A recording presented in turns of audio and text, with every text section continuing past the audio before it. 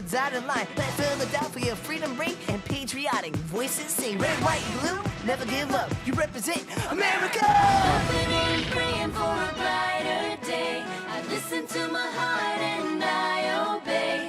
How can I see it any other way? I'm looking at life through my own eyes.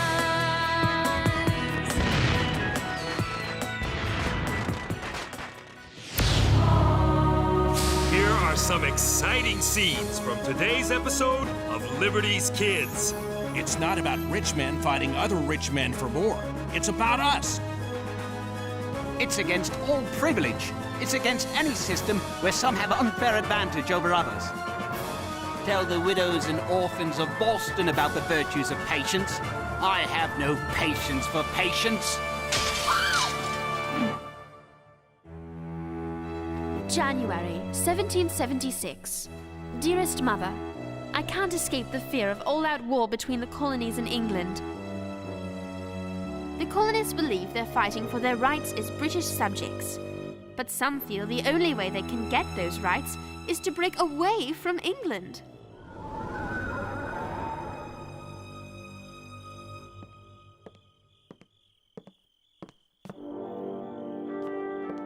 Sarah, you seem troubled. I'm worried, Dr. Franklin. About what? War. I fear this rebellion may get out of hand and lead to something awful. What could be more awful than the situation we're in now? Our rights trampled by a parliament half a world away.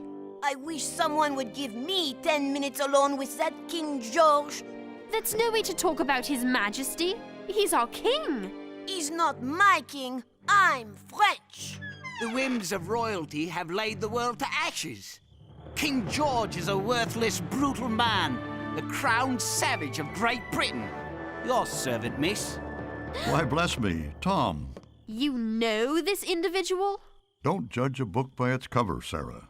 James, Henri, Sarah, I'd like you to meet my old protege, Thomas Paine. Editor of the Pennsylvania Magazine? If it wasn't for Dr. Franklin's letter of introduction, I'd be rotting in the gutters of London.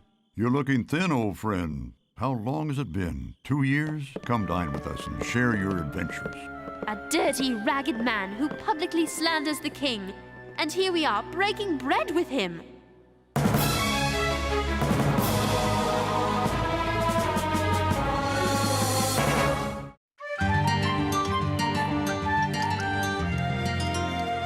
The challenge is the elevation of the common man. I wish he'd start by elevating common table manners. Mr. Paine, it's a great pleasure to meet you. Your essays against slavery have been an inspiration. Thank you, good fellow. I'm opposed to all forms of tyranny. You see, our current struggle is not really with England. I'm happy to hear you say that. It's against all privilege. It's against any system where some have unfair advantage over others. I agree. Aristocrats are all wet. Tom, your passion is stirring, but why aren't you still writing? I read not a word by you in months. My good doctor, I've done nothing but write. I've been struggling to define this revolution of ours, to explain it in a way that will make it clear to every man, woman, and child. At Benjamin Rush's suggestion, I've called it common sense. It should be on the streets any day now. May I? And what conclusions have you reached? I make the case for total independence from the crown. Independence? You would cut ties to the king himself? The sooner, the better. Tom, while I agree with you, I'm not sure the people are ready for such a radical solution. The majority are still loyal to the king. Their beef is with Parliament. Ben, the whole idea of a tiny island like England imposing rule over a giant land like this is absurd. But that's how it's always been. And people once thought the world was flat. It is my hope common sense will change public opinion. Tom, in my youth, I was hot-headed, but have since learned the virtue of patience. With all due respect, Doctor, tell the widows and orphans of Boston about the virtues of patience. I have no patience for patience. Thank you for the meal. Good evening. That man has some temper. And some pen. Europe and not England is the parent country of America. This new world hath been the asylum for the persecuted lovers of civil and religious liberty from every part of Europe. Hither have they fled. not from the tender embraces of the mother, but from the cruelty of the monster. This is fantastic. I'll never read that man's pamphlet. It's dangerous. He wants to start a war that will take years to end. Sarah, Tom is simply putting into words what is already in the hearts of many. He's a good man. However, I concede his temper is a problem. I'll see that he stays out of trouble. I'm coming with you. But you don't even like the man. I don't. But if Mr. Paine's common sense is going to appear in print, the Gazette should have it. I thought you weren't going to read it. I'm not. But we are a newspaper, and common sense is news. Hey, wait for me! Moses, we'd better get the press ready. I have a feeling we're going to need extra copies of Common Sense once word gets out.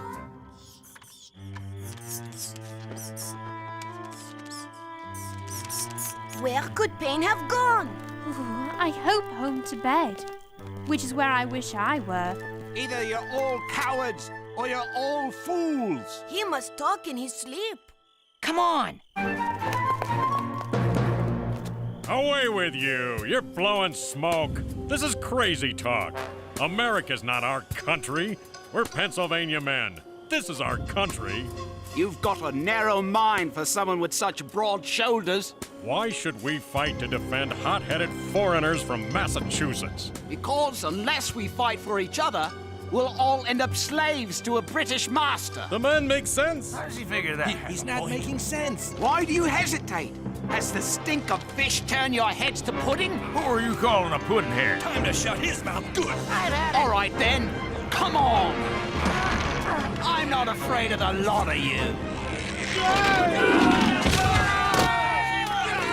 Nice shot, James. Get him! There he goes! Nice him! We'll show him we will fight, huh? Come on, this way. That way!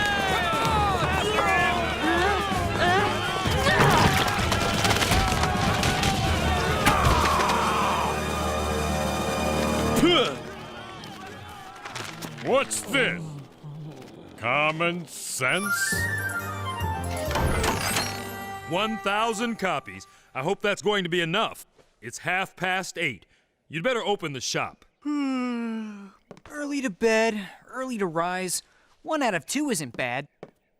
Quickly, I must have one before you run out too. Run out of what? Common sense, of course. Where else am I to find a copy? Wake up, lad. Bradford's is out, so is Hammersby. Ben Franklin's! This way! Maybe they have copies. Hey, what are they doing? They closed the door. I thought they had it. They're supposed to be open. What's going on? Moses, better make that 2,000 copies. If this keeps up, Common Sense will be the best-selling pamphlet in the colonies.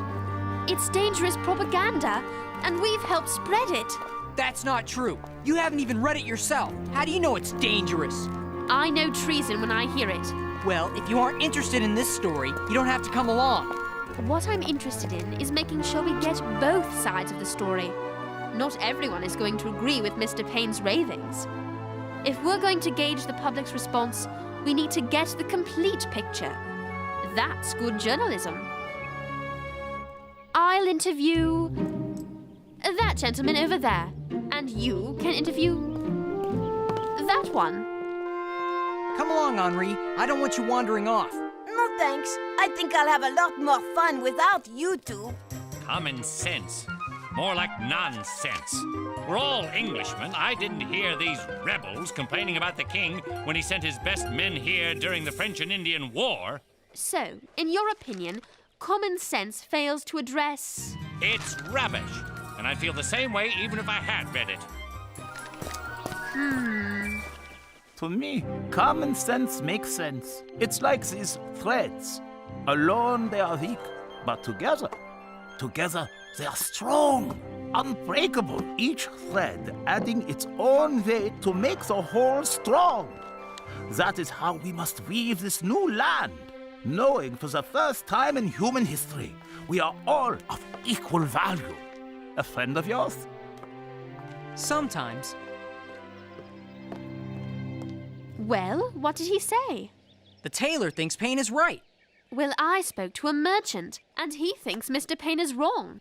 That's because you only interview rich Tories. I most certainly do not. We'll stop the next man we see and interview him together. Good day, sir. My fellow journalist and I seek your opinion. We'd like to know what you think of Common Sense. I'm for it. You've read it? Hasn't everyone?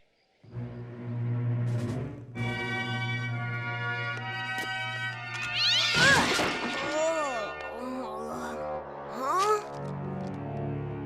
I've hit the jackpot! We'd very much appreciate your views on Common Sense. I'm proud to say I'm a successful man by virtue of my own labor. The men who work for me are paid a fair wage. We share mutual respect. But when I travel to England on business, the rich avoid the eyes of the poor. The poor do likewise, fearing the wrath of the wealthy. Whether my sons fare well or poorly in life, I will not have them fear another man's gaze. That's my opinion, and that's common sense. And that's one more vote for independence.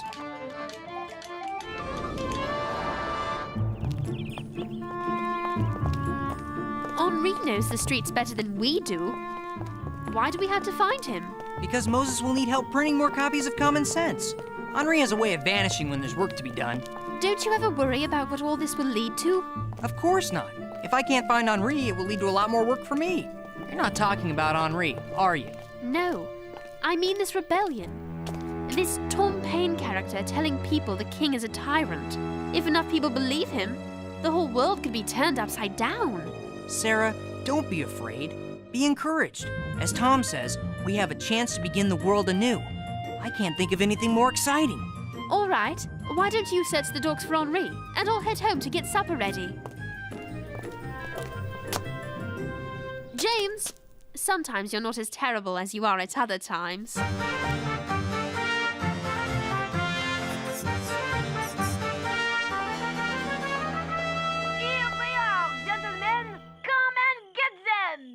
Henri? Henri, James has been looking all over for you. You shouldn't be in this disreputable place where people are...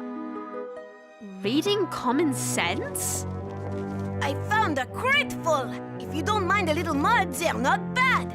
Publisher sells them for 1 shilling. I'm getting 2. I'll give you 3 to get home. 1, 2... Hey, I've got customers here. Of more worth is one honest man than all the crowned ruffians that ever lived. Here's another. We break not from the tender embrace of the mother, but from the cruelty of the monster. Don't say such things. If you call the king our enemy, he'll become our enemy. It will cause years of bloody fighting, and Great Britain will win. Pay her no mind. She's just a girl. A girl, maybe, but no lady making herself a spectacle. Quite right. You were saying something about leaving? Don't worry about that rabble, lass. I'm taking this filthy pamphlet to the proper authorities. They'll know what to do with the author, whoever he is. The coward didn't even have the courage to put his name on it. You were saying something about Great Britain winning? English girl? I don't want any English in here. Let's show her the door. She's not welcome here. Let's get her out of here. You really know how to make friends.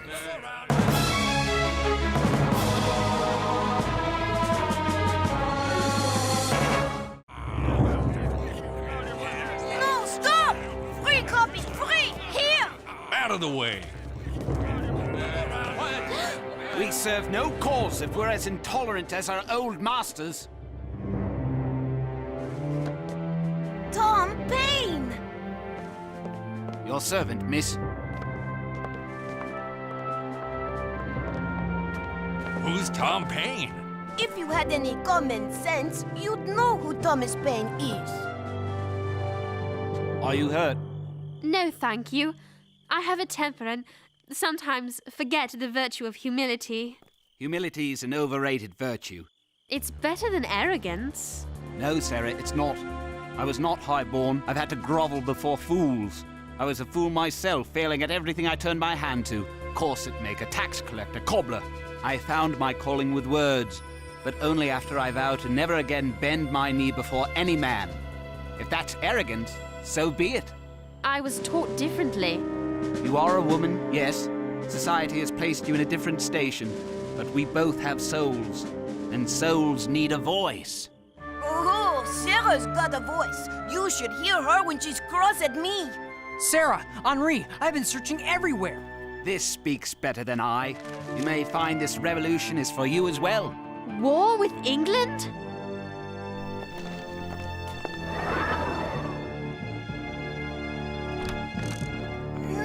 My favorite, apple peach pie. Dr. Franklin? I've just finished reading this troubling little pamphlet for the third time. It's written in simple language for ordinary people, but its simplicity is what gives it eloquence. Mr. Paine says the common people are capable of ruling themselves and don't need kings or even men of wealth and high station to rule over them. But men in your own Congress disagree. They say without guidance, without controls, the common man is impulsive, even violent. Mr. Paine seems better at tearing down than building up. That pamphlet is dangerous. Indeed it is. There's nothing like it in print, but sometimes dangerous ideas are necessary. The rabble can be violent, it's true, but so can kings. Mr. Paine has written something profound. Common sense is a revolution in thought. It appears to have taken an ordinary man to grasp the power of ordinary men. Well, to dinner.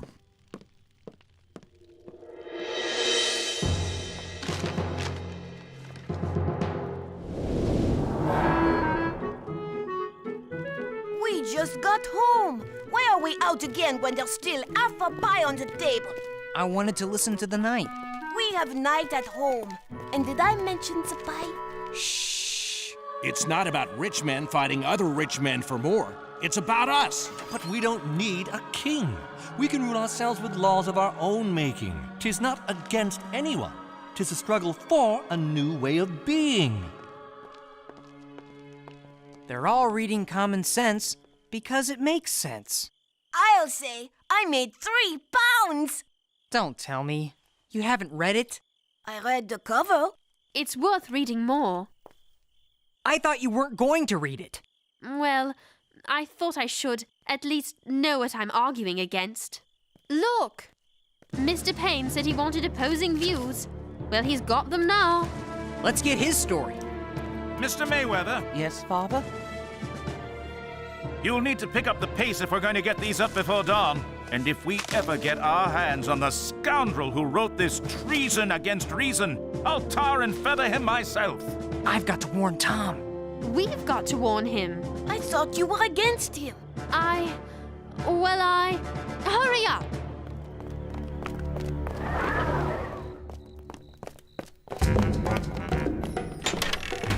Oh my! Welcome to my palace. Tom, we've got to get you out of here. The Tories are looking for you. Quick, out the window. What are you doing? Aren't you going to make a run for it? If I ran every time someone disagreed with me, I'd have circled the earth 5 times. I have nothing to run from. Let them do what they will with me. They'll never stop an idea. Not if it's a good idea. Hey, are you guys coming? Anybody?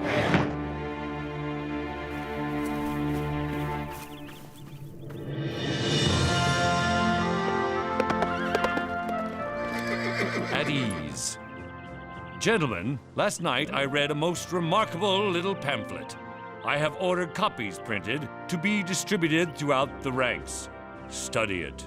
Learn it as you learned your Bible. And for those of you who cannot read, pay close attention to these words. For were the impulses of conscience clear, uniform, and irresistibly obeyed, man would need no other lawgiver. But that not being the case, he finds it necessary to surrender up a part of his property to furnish means for the protection of the rest. And this he is induced to do by the same prudence which in every other case advises him out of the 2 evils to choose the least. Wherefore, security being the true design and end of government, it unanswerably follows that whatever form thereof appears most likely to ensure it to us, with the least expense and greatest benefit, is preferable to all others.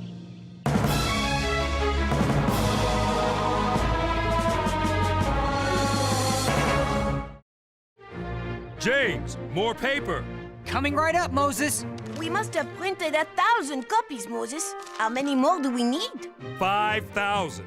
Dr. Franklin says we need a copy for every man, woman, and child in the colonies. James, more paper! Keep printing, Moses. There's plenty more where this came from. I can't believe General Washington wants to see you. I can hardly believe it myself. You're an esteemed man, Tom. No, just a simple man with a simple idea. And the best-selling pamphlet in America. With all that money, maybe you can afford a better room. I'm donating every shilling to the American soldiers. They lack shoes, blankets, and powder for the muskets. The money will do the country more good than it will me. Here, give this to the soldiers too. It's really your money anyway. Although I could spend it plenty good myself. It has been a pleasure, Miss Phillips. It has been enlightening, Mr. Paine.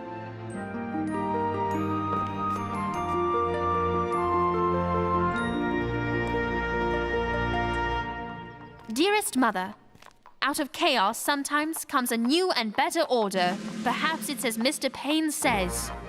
We have it in our power to begin the world anew, to bring forward a government in which the rights of all men shall be preserved. O ye that love mankind, ye that dares oppose not only the tyranny, but the tyrant, stand forth. America shall make a stand not for herself alone, but for the world.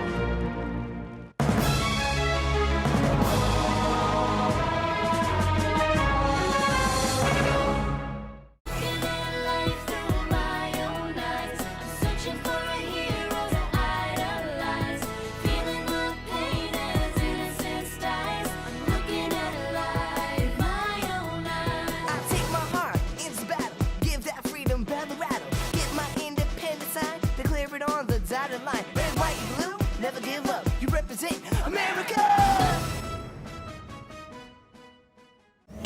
Cookie jar!